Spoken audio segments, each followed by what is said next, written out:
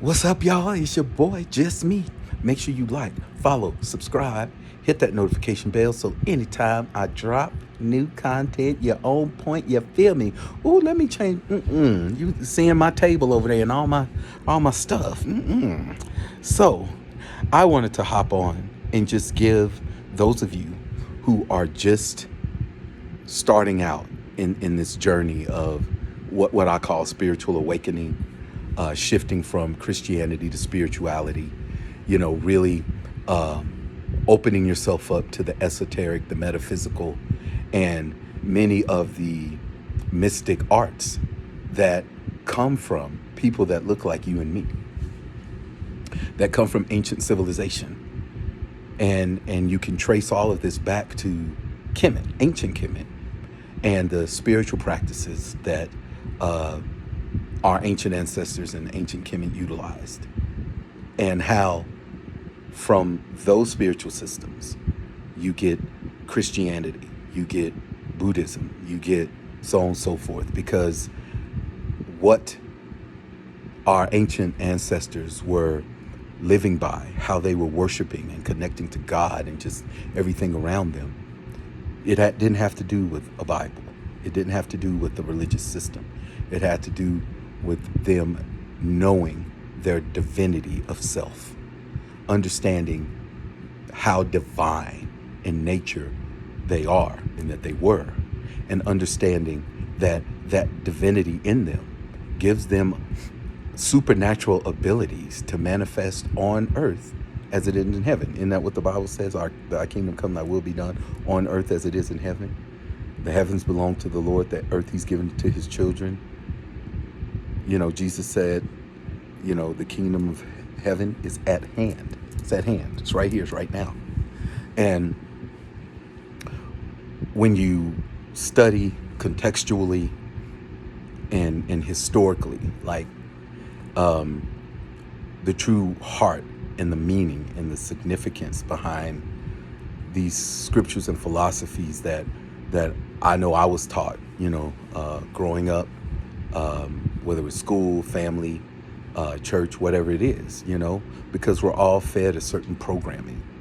We're all fed a certain programming based on a system that was designed to not benefit people that look like you and me.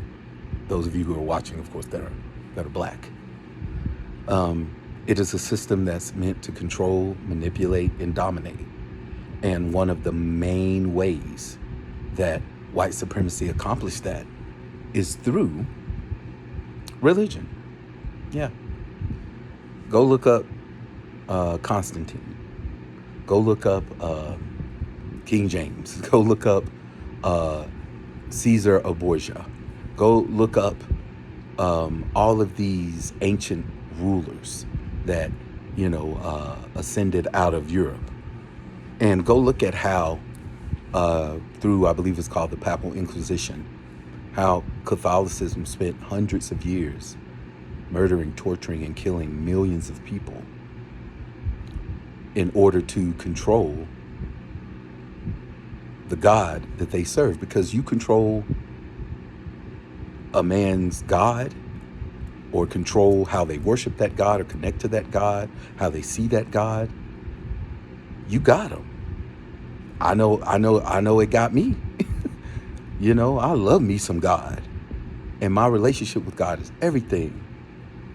And because of that intimate connection I have with God, if I'm hearing things from cradle to now, and this is not a shot at my parents at all, it's just what I'm taught. It's what they were taught. It's what we're all taught, But all these things I was taught, now I'm realizing much of it was built on lies.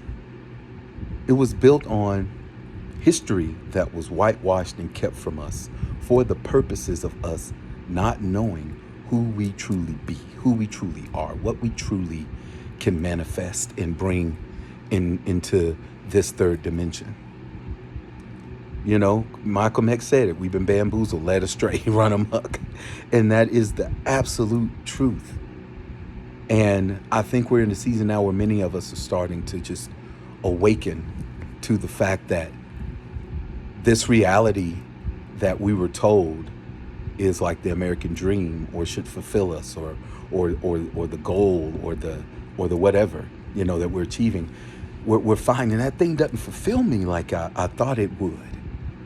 And then we're realizing, man, there's so much more to life than competing with your fellow man for positions and titles and salaries. And there's so much more to life than chasing, capitalistic goals of world domination and all of that. There's so much more to it than that. And because there was people who did not fully understand or embrace or understand how to embrace that our ancient ancestors interacted with, who didn't live by Ma'at. And Ma'at is just all about, it's just, a principle by which ancient Kemet, live by. Reciprocity, understanding that what I do to another, I also do to myself. We hear often, do unto others as you would have them do unto you. And all that stuff comes from ancient Kemet and the principles in the 11 laws of Ma'at and in the Metu Neter. And again, as you just research and study for the meanings and the context and the origins behind the stories we were told in the Bible, and well, not the stories that we were told, but they're in the Bible. We've read them. Of course, they were told to us as well. But you guys get my drift, and you start realizing, man, a lot of this stuff is symbolism. A lot of this stuff is metaphors. A lot of this stuff is not actual things that literally happen, but it's a symbolism and a representation of something. And it's not just because, a preacher got some epiphany when they read it and were like, oh, this is what I think it is. No, the literal meaning behind some of the things that are told and the way they're written and what they represent, there's such a connection to astrology and the Bible. Yeah. Numerology and the Bible. Sorcery and the Bible. Tarot. All the metaphysical arts. Joseph used sorcery to interpret dreams. I mean, but again, we get taught and told all of this from one angle and perspective, and that angle and perspective comes from a history of white supremacy that wants to manipulate and dominate who and how we worship. They started it with our ancestors that were slaves, would only give them parts of the Bible. Many of them, they would get severe punishment if they were caught reading or learned how to read. I mean, and so there was so much that white supremacy was able to get ahead of the curve regarding religion and how we now show up, in our faith in this day and age. And I want to say this to any Christian that is watching and you are maybe getting offended, or you're, I need to pray for him and all this stuff. Listen, this video ain't for you, okay? I mean, you're free country. You're going to comment and do and say whatever you want. But this video isn't for you. It's not. So keep it pushing. And I'm not trying to come after any of your fellow church members. I'm not trying to come recruit nobody from your church pastor. I promise. I'm just speaking my truth.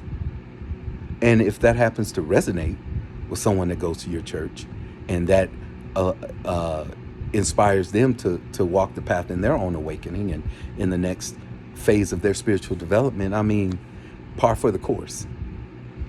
But I know Christ is King. I know Jesus is Lord. I know, there's only one Lord, and the Bible was inspired by God, and he utilized man, and I mean, I hear all you're saying, but that's not what I believe or how I believe.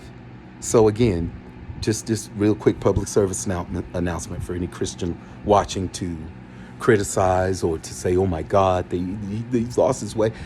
Fine. Okay. Just go do it over there because this ain't for you. We're about peace and love over here. We're about an environment where people can come and connect with this video and the information and the other ones on my channel and really feel seen and heard and know, man, I'm not crazy. I'm not the only one. There's more of us out here who are shifting in our spiritual development from looking at ourselves as Christians and looking at ourselves as being spiritual, looking at ourselves as operating with spirituality as opposed to religion. And to me, religion just gives you a set of standards and expectations by which it says, this is how you're good enough for God. Or this is when God will look at you as being good enough. It's all based on somebody else coming and saving us when we in our divine selves have been given the power and the impartation of the divine to work in concert with the divine to create and manifest anything we need in our lives.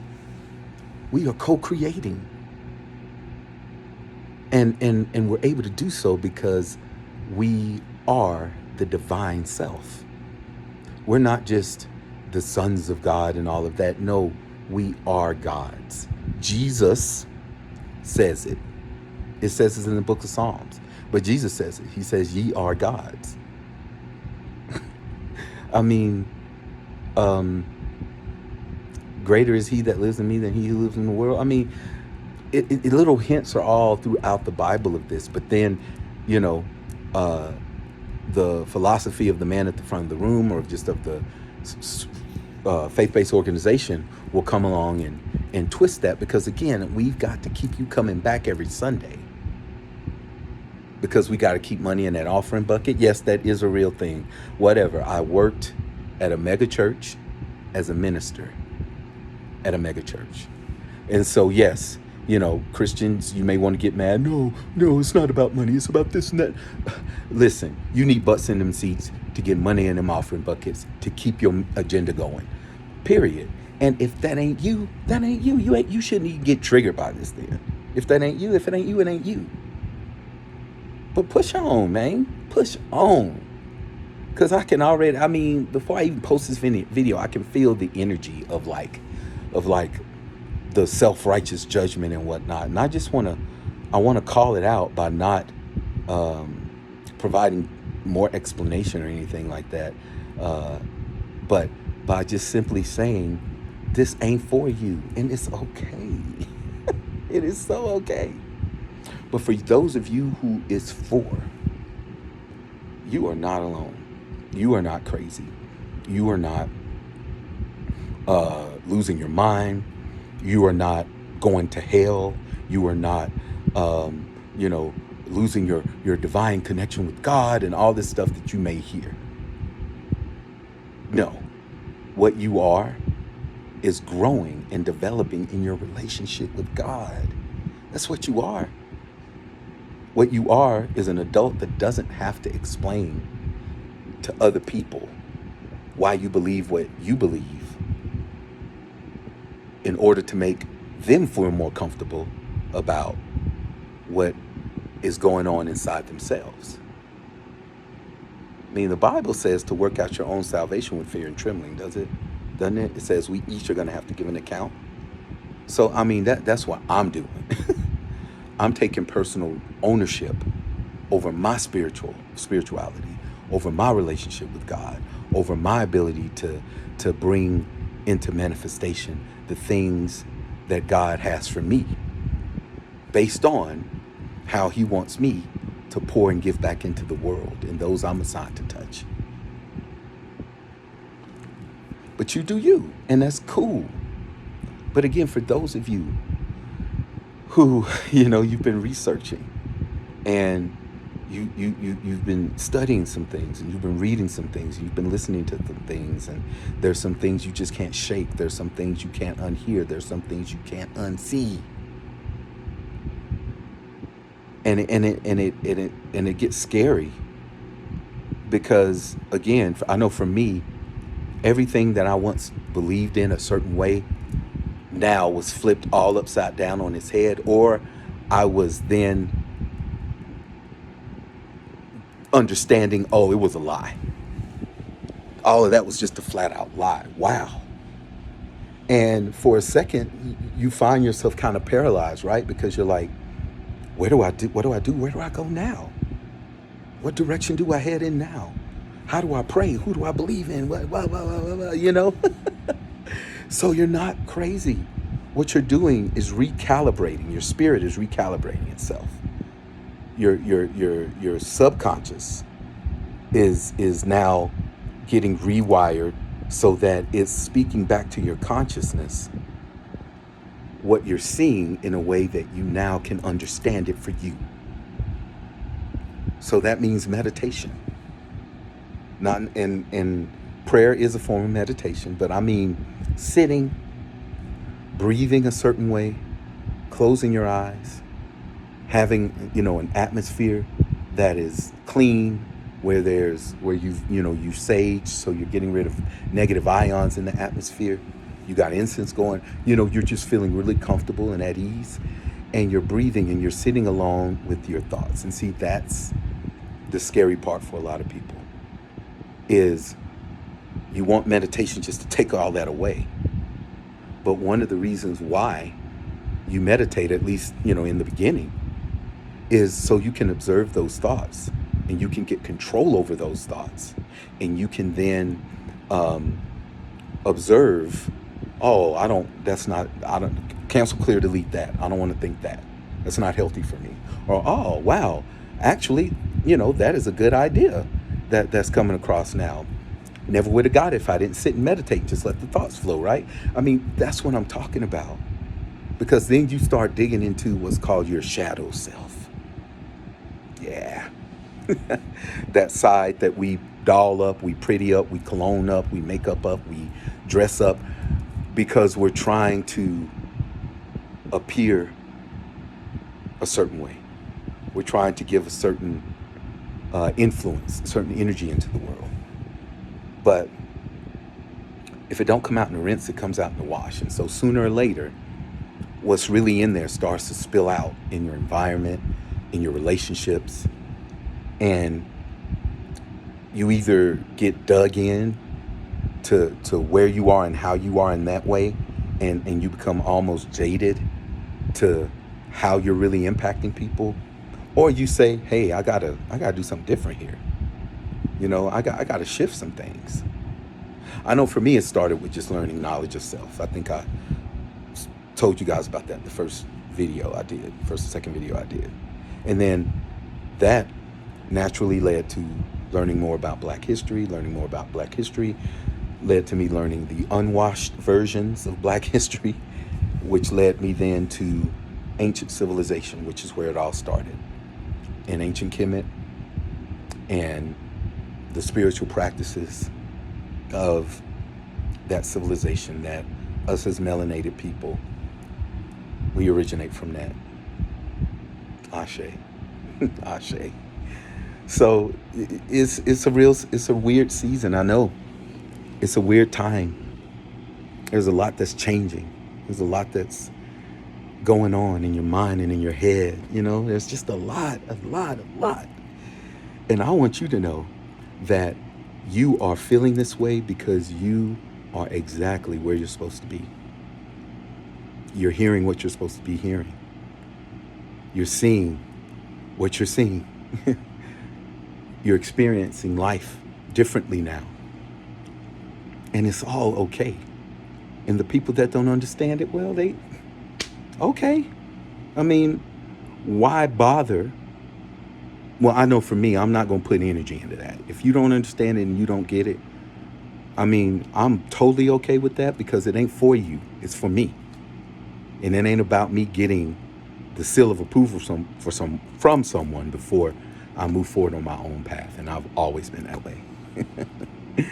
Man, like, follow, share, subscribe. I know this is a long one, y'all, but I just wanted to kind of vamp for a minute, share some thoughts, get some stuff off my chest, obviously, and then just again encourage those of you who are in that transitional phase or in that beginning phase of just moving from Christianity into, you know, what I just simply describe as spirituality. Because again, there's no religion to me that can really give it a definition, because it's about you in your relationship with God growing and developing without the hindrances and limitations of man's religious expectations.